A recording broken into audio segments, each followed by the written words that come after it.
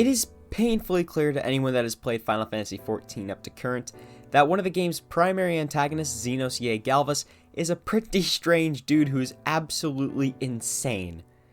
That madness, combined with his powers of both the Echo and Resonant, make him one tough sicko, who at this point has come back from the dead just to fight the Warrior of Light. But while he may simply be a madman, I've always thought that there is something more to him that we just don't know yet. And as time has gone on, it has all started to make more and more sense in my mind and build towards conclusion. And after seeing the Endwalker teaser trailer, it was like most of the missing pieces just fell into place. For the longest time, I have thought Zenos seems like he could be a Sundered Ascian, but now I feel confident in saying that he is indeed a Sundered Ascian, and I may just know which Ascian he belongs to. And that Ascian is Hythlodaeus, an Ascian who we have interacted with in Shadowbringers and who has aided us as well. In this video, I'll be going over some points as to why I think that Zenos is indeed a part of Hythlodaeus. This video assumes you have a standard knowledge of both characters, so this won't be a FF14 history lesson. But before any of that, I want to thank a commenter on my Endwalker trailer analysis video for the back and forth in the comments that allowed me to put my ideas into text, and that has served as the basis of this video. But without further ado, my name is Lookidem, and I hope that this video doesn't make me look stupid once Endwalker comes out. The first and most significant point is Zenos' familiarity with the Warrior of Light, constantly referring to them as a friend, despite the fact that since his introduction, Zenos has been our mortal enemy. However, I think that him calling us a friend is not simply the ramblings of a madman, but remnants of his Ascian self's memories. This became quite clear in Shadowbringers upon meeting Hythlodaeus, who referred to us as his new old friend. Once we found out about our past Ascian self named Azem and Azem's friendship with Hythlodaeus, I started to see parallels between the way Zenos and Hythlodaeus refer to us. Both treat us with the same warm familiarity, and Zenos doesn't question why he thinks of the Warrior of Light so fondly. And surely it can't only be because we are strong enough to put up a fight against him. I know some people think that him calling us a friend is just sarcastic or a way to get under our skin, but Zenos says, and I quote, "I know you understand this. You and I are one and the same. Together we could while away the quiet hours, as friend and confidant, if you accept me." To which of course we are given the option to accept him or not. And while this already shows he fondly thinks of us, this sentence also has a lot more to unpack in the context of Shadowbringers. You and I are one and the same. While this on the surface is about the fact the Warrior of Light and Zenos are both powerful, driven, and blessed with the Echo, it could hint to the fact that Zenos could also be a Sundered Ascian like the Warrior of Light is. The next line, "Together we could while away the quiet hours as friend and confidant," well, the Ascians live forever and can reclaim their memories upon taking another host. So it is not unlikely to say that these quiet hours he speaks of are eternity itself. Going back to the first line, "I know you understand this," could be an attempt to appeal to Warrior of Light's unawakened Ascian side, as Hythlodaeus in Zenos' form would want his friend to awaken. While this is merely implying what may be, later on Zenos goes into full Ascian style rants that we have seen before this and continue seeing after. Men die that others may live. Those who survive are stronger for it. Not that you could ever understand. To have stood upon this great stage of fools, to have played my part to perfection. Oh, this moment, let it be enshrined in eternity. Well, yeah, there's a lot to unpack there. Men die and others are stronger for it. Well, when a rejoining occurs, those on the source become more powerful and the ether increases as the other world dies. After that, he goes in full into the rant about Warrior of Light not understanding anything, and Zenos having played his part to perfection. Two things that are very common for Ascians to go on about, as we have seen from Laha Brea, Emet-Selch, and Elidibus. But how does this show he connects to Hythlodaeus besides the fact he thinks of the warrior as a friend, you ask? Yeah, that's a good point, but it is important to remember that the Hythlodaeus we met is simply a recreation of Hythlodaeus that Emet-Selch made. And this recreation knows that he is a shade and that Emet-Selch has done something wrong when making him. While we don't know exactly what that is, of course, it has been millennia upon millennia since Emmet had seen his old friend, and may have recreated him as a much gentler soul than what he actually was. Absence makes the heart grow fonder, after all. But there is yet another thing that ties Zenos and Hythlodaeus' behavior together. A very simple, yet possibly imperative thing.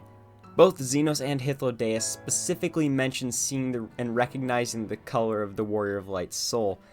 an ability that in Shadowbringers is said to be exceedingly rare and something that namely Emet-Selch and Hythlodaeus excelled in.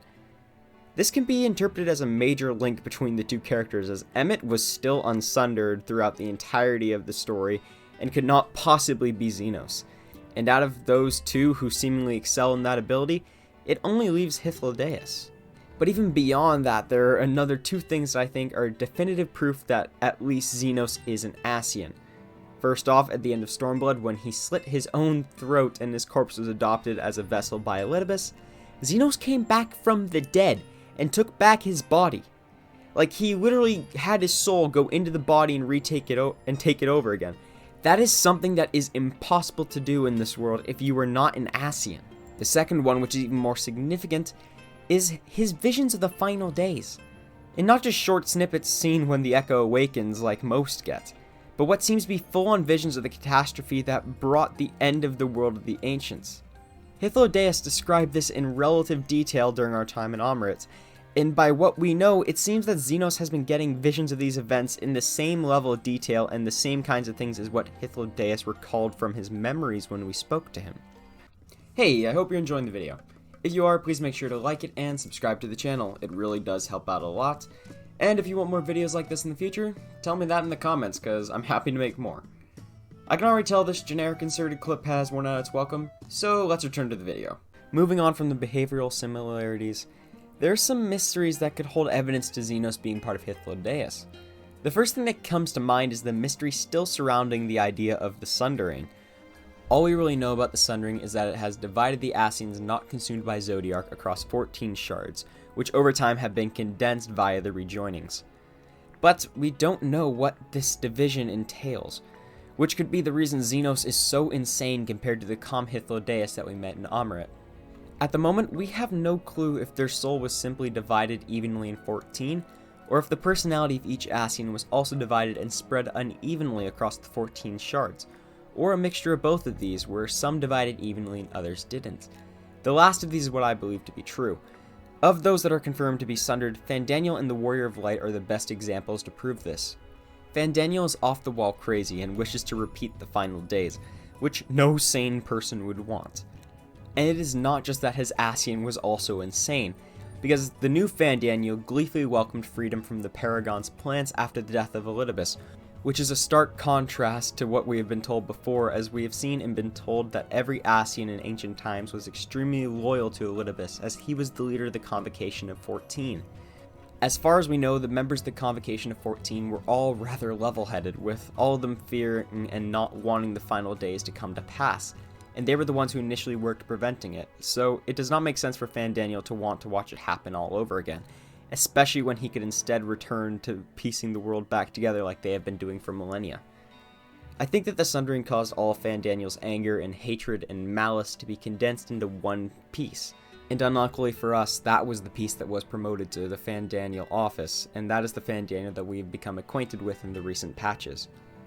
On the other hand, we have the Warrior of Light and, by extension, Ardbert, two characters who were split from Azem, who is said to have been associated with the sun and protecting the Ascian realm, so basically the embodiment of virtue among the Ascians. Both of the shards of Azem we have met thus far have been Warriors of Lights in their own world, and are largely the same character with the same goals, leading me to believe that when the sundering occurred, everything about Azem was split evenly. If this is indeed how the sundering works, then we could easily make the case that the Hythlodaeus we met in Amarit was exactly like the real Hythlodaeus was many millennia ago, and that upon being split unevenly, one of those pieces eventually became Zenos, who is now awakening or is fully awakened to his Ascian side and is the royal piece of shit that we know, and for some reason some of the player base loves. That would also play with one of the major themes of Shadowbringers, that there is darkness inside of everyone. We saw time and time again in that expansion how every character had many sides to them, and situations made them who they are. With how many things have carried over throughout the expansions, it would be no surprise if Shadowbringers' legacy lived on through the truth of the sundering. This would also open up a lot of doors for future stories and new characters reusing and giving different perspectives on the lore. For example, if this is the truth of the sundering and Zenos is an evil piece of Hythlodaeus, it would not surprise me if two new companion characters in Endwalker were other pieces of Fandaniel and Hythlodaeus, who join us to stop them. Of course, then there is the more logical argument that Zenos is Hithlodeus because Square would not waste a named character with as much backstory and lore importance as Hithlodeus. And with the way that many of the players have taken to the Ancient, it would work wonderfully from a writing perspective to find out that part of our soft-spoken Asian friend is also one of our worst and most formidable enemies. While it is true that characters like Mo and Brita have been thrown to the side in the past, she was not very important to the lore or anything, or really anyone other than Urianger. And characters we thought were being thrown aside and their plot resolved, namely Ardbert, Minfilia, and Grahatia, all ended up becoming the focus for Shadowbringers. So I highly doubt they would waste a character like Hithlodeus, who is built up in much of the same ways the aforementioned characters were. From behavioral similarities to unsolved mysteries to simple logic and the principle of Chekhov's gun, those are many of the reasons I believe that Zenos is a part of Hithlodeus. They really are more similar than a lot of people realize, and I think that while it would be nice for a theory of mine to be true for once, it would also work extremely well for the story of Final Fantasy XIV and directly tie the whole Hydaelyn and Zodiac arc together with one simple reveal. And who knows what else will be revealed and what likely amazing story awaits us in the upcoming Endwalker expansion. But I want to hear what you guys think of this. Am I an idiot digging too deep into this, or do I actually have some decent points? Does anyone have anything that fits in with my theory, or some counterpoints against it? If so, I'd love to hear it. But that is going to be all for me. If you enjoyed this video, please make sure to give it a like and subscribe to the channel for more Final Fantasy XIV content. Check out the links in the description to support the channel, and as always, my name's Lokaidem, thank you for watching, and have a great day.